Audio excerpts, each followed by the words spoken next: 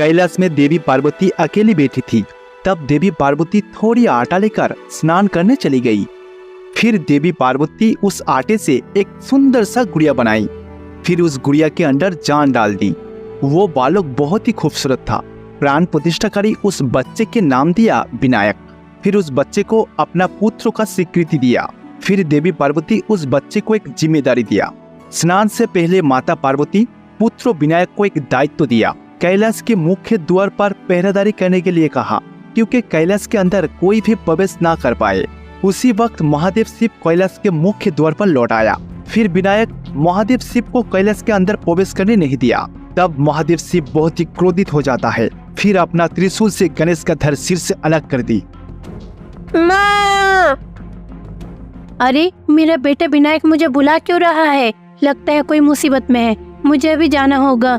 माता पार्वती अपना स्नान खत्म करके कैलाश के मुख्य द्वार पर आती है। वहाँ पर आकर देखा कि विनायक खून से लथपथ है। अरे पुत्र विनायक, बेटा विनायक! माता पार्वती ने देखा विनायक का सिर धड़ से अलग हो गया। ये सब किसने किया? मेरे पुत्र को किसने मारा? मेरे बेटे को मारने की हिम्मत किसने किया है? उसे किसने मारा? ये देखकर देवी पार्वती बहुत ही क्रोधित हो जाती है। फिर वो खुद को देवी दुर्गा के रूप में परिवर्तन कर लेती है। मेरे बेटे को जिसने भी मारा है, मैं उसे नहीं छोड़ूंगी। मैं ये पूरा विश्व की सृष्टि को नष्ट कर दूंगी। मैं भी वो 3 मूर्ति इंद्रवती, मोनोकोरोसी और देवूर्ति को हत्या करूंगी। मेरे पुत्र की मृत्यु में अगर किसी ने जवाब नहीं दिया तो मैं पूरा विश्व को नष्ट कर दूंगी। क्या हुआ? कोई क्यों नहीं जवाब दे रहा है? मेरा बेटा को किसने मारा है? माता पार्वती की ऐसी क्रोध देखकर महादेव शिव और भगवान विष्णु वहाँ प्रकट हुई। देखो देवी, खुद को शांत कीजिए। मैं कैसे शांत रहूं? आप ही बताइए स्वामी। यहाँ मेरे पुत्र को हत्या किया गया है। जिसने भी ये किया है मैं उसे नहीं छोड़ूंगी। देखिए देवी, खुद को शांत कीजिए। आपकी क्रोध पूरे विश्व को भस्म कर सकती है। आपके आंसू दुनिया में बाढ़ ला सकती है। देवी, पूरी कायनात बर्बाद होने से पहले प्लीज खुद को संभालो। भगवान विष्णु की ऐसी बातें सुनकर देवी पार्वती खुद को संभालते हुई अपने असली रूप में वापस आ गई। मेरे बेटे को मारने का वजह क्या है, बताइए। अरे पार्वती, इस बालक कौन है और तुम इसे अपना पुत्र क्यों कह रहे हो? स्वामी, वो हमारे पुत्र है। मैंने उसे खुद अपने हाथों से बनाया है। मैं खुद उसके अंदर प्राण डाली थी और उसका नाम विनायक भी रखी थी। वो तो हमारा बेटा है। अगर उसके साथ कुछ ऐसा हुआ है तो बाकियों के साथ क्या किया जाए, आप ही बताइए स्वामी। पार्वती, प्लीज मुझे क्षमा कर दीजिए। मैं अपने हाथों से इसकी हत्या की। वो मुझे कैलाश में प्रवेश करने के लिए रोक रहा था, इसलिए मैं गुस्से में ऐसा किया। ओ, तो इसका मतलब आप खुद अपने हाथों से अपने बच्चे को मार चुके हैं। देवी, कृपया शांत हो जाइए। मैं शांत कैसे रहूं? आप ही बताइए। मैं कुछ नहीं जानती। आप कुछ भी करके मेरे बेटे को मेरे पास वापस ला कर दीजिए स्वामी। मैं उसके बिना नहीं रह पाऊंगी। देवी पार्वती की ऐसी बात सुनते हुए महादेव शिव विष्णु मूर्ति को आदेश किया। देखिए विष्णु, आप अभी भूलोक पर जाइए। भूलोक पहुंचने पर सबसे पहले आप जो भी प्राणी देखोगे उसी प्राणी का सिर जितना जल्दी हो सके कैलाश में ले आओ। महादेव शिव जब विष्णु को आदेश किया, विष्णु भगवान तुरंत भूलोक में चला गया। महादेव शिव ने मुझे हुक्म दिया है कि सबसे पहले जो भी प्राणी मेरा सामने आएगा उसका सिर चाहिए। मुझे अभी जाकर कोई प्राणी को ढूंढना है, नहीं तो बहुत देर हो जाएगा। नहीं तो देवी पार्वती एक बार क्रोधित हो जाए तो सब कुछ भस्म हो जाएगा। विष्णु भगवान ये सोचते हुए भूलोक में चला गया। भूलोक में पहुंचने के बाद वो एक बड़ा हाथी को देखा जो सो रहा था।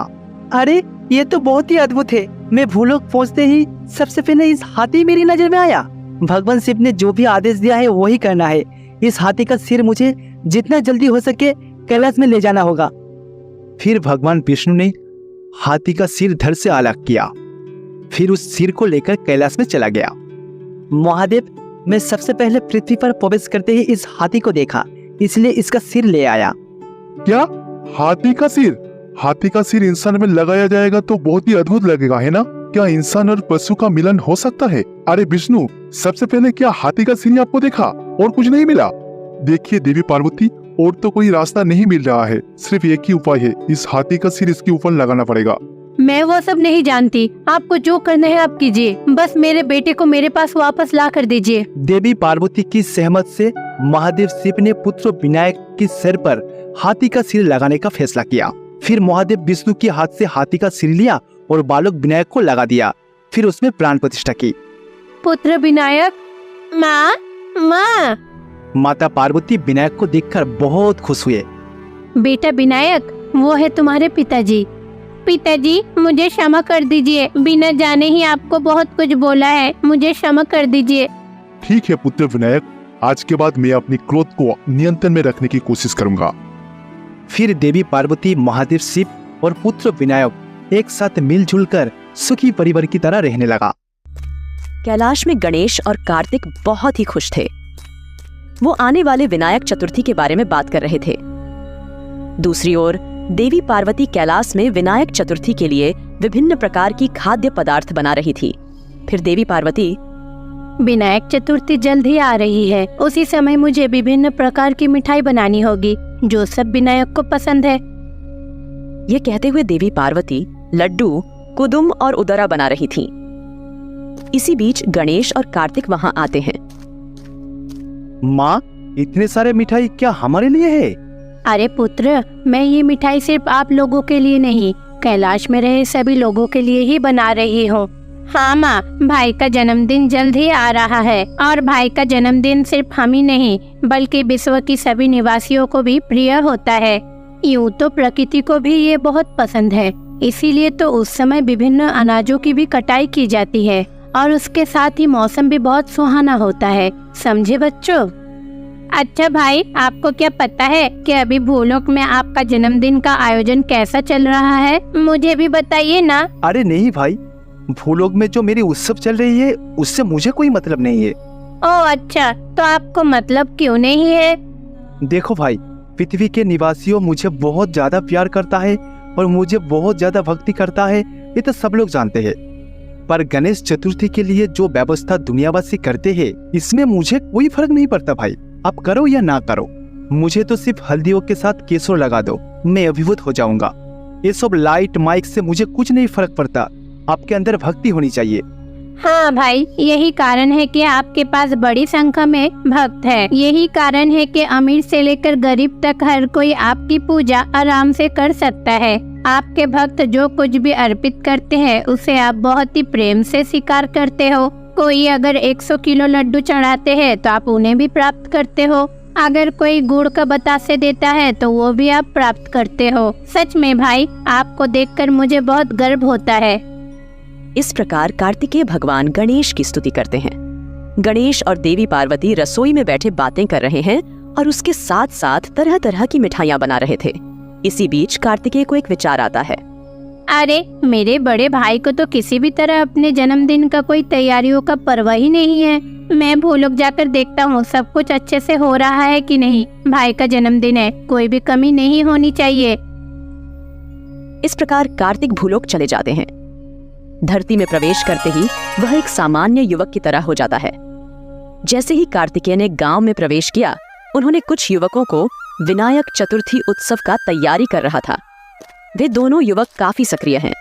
एक का नाम है राजेश, दूसरे का नाम रामू है। राजेश और रामू गांव के युवाओं के कई काम करवा रहे थे। उनके साथ साथ वह भी काम कर रहे थे। अगर देखा जाए तो ये बच्चे लोग बहुत मेहनत कर रहा है। मैं भी उनके साथ जाकर उनकी मदद करूंगा। तो कार्तिक उन युवकों के पास जाते हैं।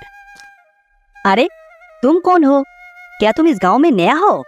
हाँ, मैं इस गांव में नया हूँ। मैं यहाँ किसी को नहीं जानता। मैंने तुम लोगों को कुछ काम करते देखा है। मुझे भी कुछ काम दो, मैं करूँगा। हाँ, वो सब तो ठीक है, पर तुम कौन सी गांव से हो और हमारे गांव में क्यों आए हो? मेरा नाम कार्तिक है। मैं बहुत दूर से आया हूँ। मैंने सुना है कि इस गांव में विनायक चतुर्थी उत्सव बहुत भव्य से होता है। बस यही देखने आया हूँ। मैं विनायक चतुर्थी के त्योहार तक यही रहूँगा और मैं भी तुम लोगों का मदद करूँगा।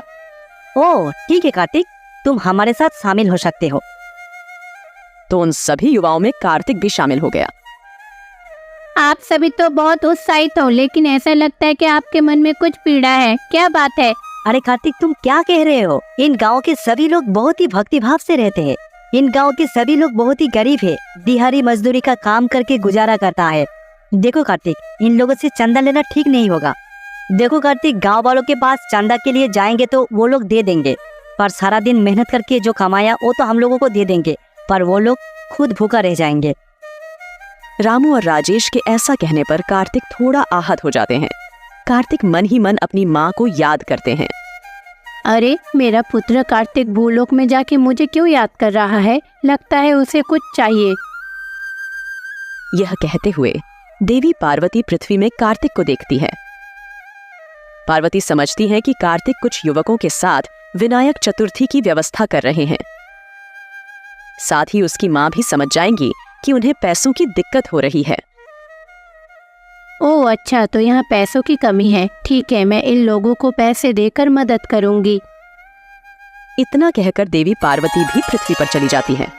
भूलोक में जाकर वह एक साधारण स्त्री बन जाती है, लेकिन एक अमीर औरत की तरह दिखावा करती है। अरे बच्चों, क्या बात है? तुम लोग इतने उदास क्यों हो? यह कहकर माता पार्वती नव युवकों के पास जाती है। कार्तिक को लग रहा था कि मेरा माँ ही मेरे पास आया है। उस औरत की हाव भाव कुछ कुछ उनकी माँ की तरह लग रहा था। हम सोच रहे हैं कि विनायक चतुर्थी के उत्सव बहुत धूमधाम से मनाएंगे, लेकिन हम क्या कर सकते हैं? हमारे पास तो इतने पैसे नहीं हैं। अब हम क्या करें?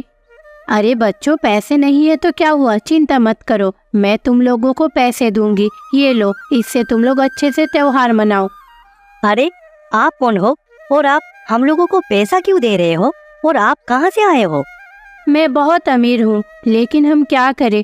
मेरा कोई परिवार ही नहीं है, इसीलिए मैं सोचता हूँ कि भूलोक पर रहे हर चीज मेरा परिवार है। मैं सच में नहीं देख सकता कि वास्तव में कोई मुसीबत में हो। इस रास्ते से गुजरते हुए मैंने तुम लोगों को देखा, देखकर लगा कि तुम लोग बहुत ही उदास हो। फिर जाके पता चला कि आप लोग विनायक चतुर्थी धूमधाम से मनाना चाहते हो। इसीलिए मैंने सोचा तुम जैसे लोगों की मदद करने से मुझे धन्य महसूस होगी। इतना कहकर सामान्य स्त्री के रूप में देवी पार्वती कुछ पैसे देती हैं और वहाँ से चली जाती हैं। चलो दोस्तों, जल्दी से तैयारी शुरू करते हैं। उसके बाद कार्तिकेय वहाँ युवाओं के साथ विनायक चतुर्थी की सारी तैयारी करने लगी। उनका मानना है कि पहले स्टेज बनना चाहिए। उस नगर में एक बड़ी पहाड़ी थी। उस पहाड़ी के बगल में काला स्थान पर मंच बनाया जा रहा था। इसी बीच पहाड़ी के ऊपर से एक बड़ी चट्टान टूटकर उसके पैर पर गिरती है। चट्टान बहुत बड़ी थी। अरे दोस्तों, इतना बड़ा पत्थर को हम लोग कैसे हटाएंगे? ये तो बहुत ही भारी है। अरे तुम लोग चिंता मत करो, जब कोई बाधाएं आती है तो हमारी ताकत कितनी होती है सोचो तो। अगर हम सब कोई एक साथ हो जाए तो पत्थर भी हटा सकते हैं। अरे दोस्त, तुमने शायद उन पत्थर को ठीक से नहीं देखा है। इतने बड़े पत्थर को हटाने के लिए कम से कम 10 आदमी की जरूरत है। क्या तुम लोग जानते हो कि विघ्नहर्ता कौन है? वो है भगवान गणेश। तो फिर आओ, हम सब कोई मिलकर भगवान गणेश पर विश्वास रखकर इस पत्थर को हटाने की प्रयास करते हैं। कार्तिक के कहने पर उस गांव के सभी लोग उस बड़ी चट्टान पर जाते हैं। हर कोई चट्टान को हटाने की कोशिश कर रहा है। हर कोई कड़ी मेहनत कर रहा है, लेकिन कार्तिकेय आसानी से पत्थर उठा लेते हैं। कार्तिक की मदद से सभी ने पत्थर पर हाथ रखा और सभी ने मिलकर पत्थर को हटाने में मदद की। कार्तिक ये काम अकेला ही कर सकते थे, पर उन लोगों को संदेह होगा, इसलिए एक साथ सभी ने मिलकर किया। अरे दोस्त, तुम तो सही कह रहे थे। हमारे अंदर इतनी ताकत है, हमें तो पता ही नहीं था। राजेश कार्तिक से यही कहता है। कार्तिक मन ही मन हंसता है। तो वो लोग उस खाली जगह पर एक मंच बनाए। वे यह भी सोचते हैं कि जो पैसा उनके पास है उससे अन्नदान का कार्यक्रम आयोजित किया जाए। इसके लिए वे सामान और सब्जियां खरीदते हैं। इस प्रकार कार्तिकेय दुनिया के एक गांव में वहां के युवाओं के साथ विनायक चतुर्थी का उत्सव इसी तरह से पालन करती है।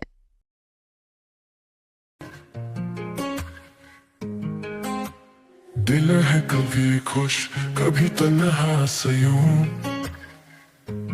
ढूंढा प्यार सबसे पर खुद से कहा, सबको दिया प्यार अपना मान कभी क्यों, दोस्तों के बीच भी खाली खाली सजे,